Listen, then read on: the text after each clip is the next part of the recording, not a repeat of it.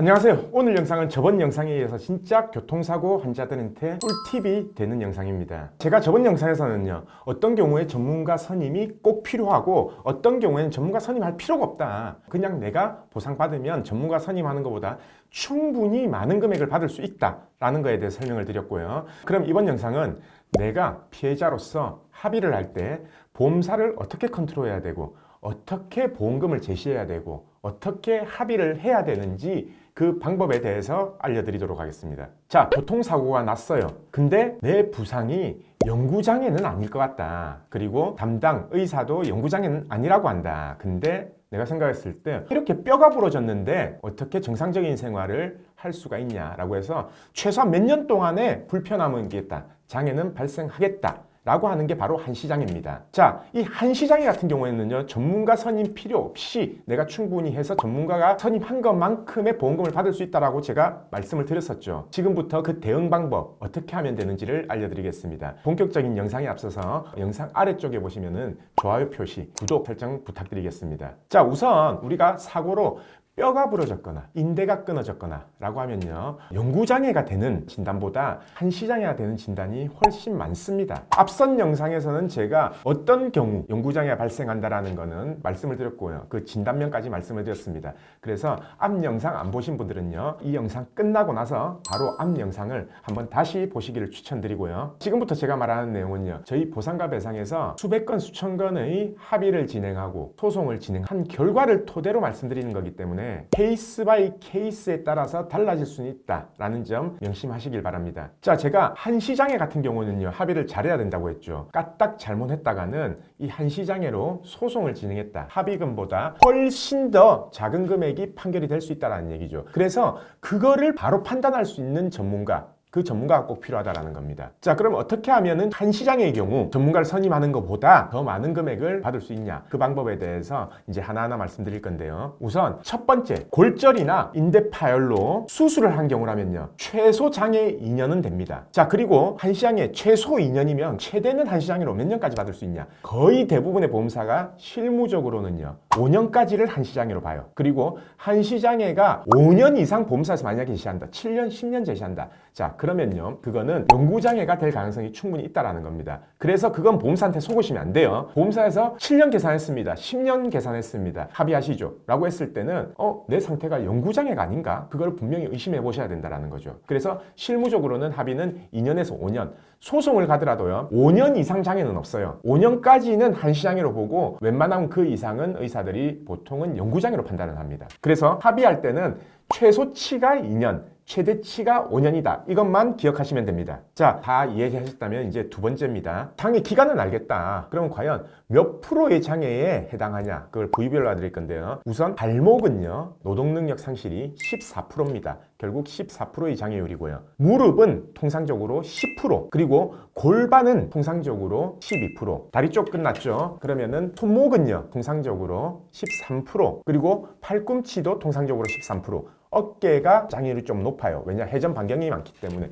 그래서 어깨는 통상적으로 18%에 해당해요. 그리고 척추 같은 경우에는 27%부터 32%까지 장애에 해당합니다. 자, 27% 같은 경우에는 경추, 29% 같은 경우에는 등, 그리고 32% 같은 경우에는 허리, 이렇게 생각하시면 돼요. 자, 두 번째까지 이해되셨죠? 그럼 이제 세 번째입니다. 2년, 3년, 5년, 이 세 가지 계산하는 것만 아시면 되겠죠. 2년에서 5년까지로 했기 때문에 보통 4년은 없어요. 그래서 2년, 3년, 5년, 이 세 가지만 내가 계산을 하고 그 계산한 금액의 최대치를 보험사한테 요구하고 아무리 합의를 못해도 이 최소치는 받아야 된다. 요것만 기억하시면 돼요. 자, 그럼 계산하는 방법은요, 예를 들어서 내 무릎이 골절이 됐어요. 그리고 소득은 일용 근로자로 이제 책정이 돼서 대략 한 300만 원 정도라 칩시다. 그러면은 내 무릎의 장애율이 10%이기 때문에 300만 원 곱하기 10%죠. 한 달에 30만 원을 보상을 받아야 된다는 거예요. 언제까지? 최소 2년부터 5년까지. 자, 그럼 계산해 보세요. 2년이 24개월이죠. 그러면은 300만 원 곱하기 24개월 하니까 2년 장애는 720만 원이 되겠죠.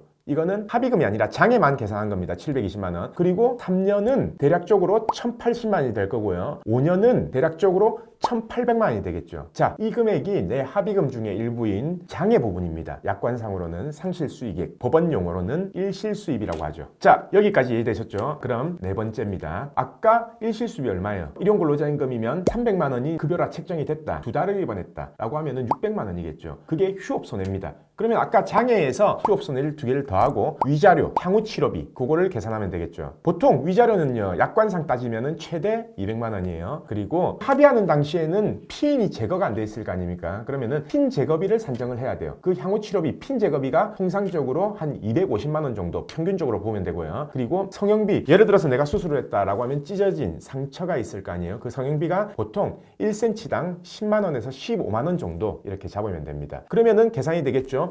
2년에 대해서 계산한 금액, 3년에 대해서 계산한 금액, 그리고 5년에 대해서 계산한 금액, 이 금액을 전부 다 계산을 하시고 보험사에 5년짜리를 요구하라는 거예요. 내가 이렇게 계산하니까 5년이고 상담을 받아보니까 내 정도는 5년 받을 수 있단다 라고 해서 5년을 제시하라는 거죠. 자, 전문가를 선임하든 안 하든요 어차피 합의 과정입니다. 전문가도 보험사하고 합의를 해야 되고 전문가를 선임 안 한다 라고 하면은 본인이 직접 합의를 해야 되겠죠. 그러면 굳이 내가 합의를 할 때 최저 금액을 말할 필요가 있냐? 아니라는 거죠. 최대 금액을 말해놓고 최저 금액하고 최대 금액 사이에서 물론 최대 금액을 받으면 좋겠지만 결국은 전문가를 선임해도 똑같이 이렇게 돼요. 그러면은 굳이 전문가를 선임 안 하고 내가 보험사를 주도적으로 이끌어서 합의를 이끌어낼 수 있다라는 겁니다. 자, 근데 여기서 유의할 점, 내가 다친 게 영구장애인데 잘못 판단했어요. 그래서 5년을 계산한 금액을 제시할 필요는 없겠죠. 그래서 제일 중요한 건 뭐냐면 영구장애냐 한시장애냐를 먼저 판단하고 이거는 소송 가도 영구장애가 절대 안 나오겠다 라고 한다면은 제가 말한 방법대로 하시면 된다라는 겁니다. 자, 이 방법은요 담당자 권한 내에서는요 5년까지는 장애 충분히 처리할 수 있습니다.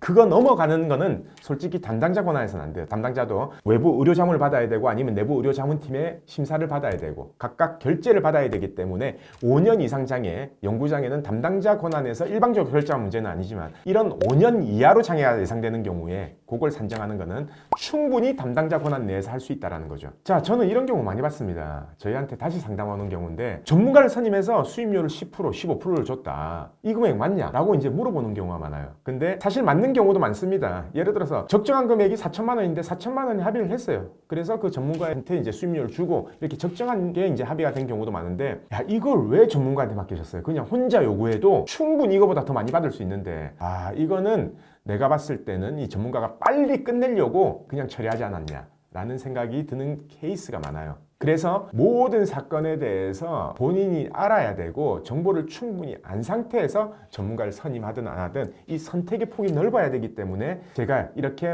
유튜브에서 공개되지 않은 이런 내용에 대해서 오늘 촬영을 하는 겁니다. 자, 우리 보상가배상TV는요 단순하게 인터넷에 그냥 굴러다니는 내용 일부분만 가르쳐주고 나머지 부분은 우리한테 수임해라 이렇게 유도성의 광고 이런 걸로 저희가 정보를 드리는 게 아니에요. 인터넷에서 웬만큼 찾아도 안 나올 정보에 대해서 영상 주제를 뽑아서 항상 촬영하려고 노력을 하고 있습니다. 그래서 꼭 구독과 좋아요는 저희 영상 촬영에 큰 힘이 되고요. 다음 영상은 합의하기 전의 단계입니다. 이 부분도 많은 분들이 궁금해하죠. 보험사가 내 의무교육을 요구하는데 이 의무교육을 주는 게 내 합의금하고 과연 상관이 있을까 없을까? 그러면은 줘도 되는 의무교육이 있고 절대 주면 안 된다 라는 케이스가 있을 거죠. 그거에 대해서 영상 촬영하도록 하겠습니다. 저희 보상가배상TV는요 매주 화요일, 목요일, 토요일 저녁 8시에 영상이 업로딩될 예정이고요. 오늘도 끝까지 영상 봐주신 구독자분들 감사드리고요. 앞으로도 보상가배상TV 많은 영상 시청 부탁드립니다.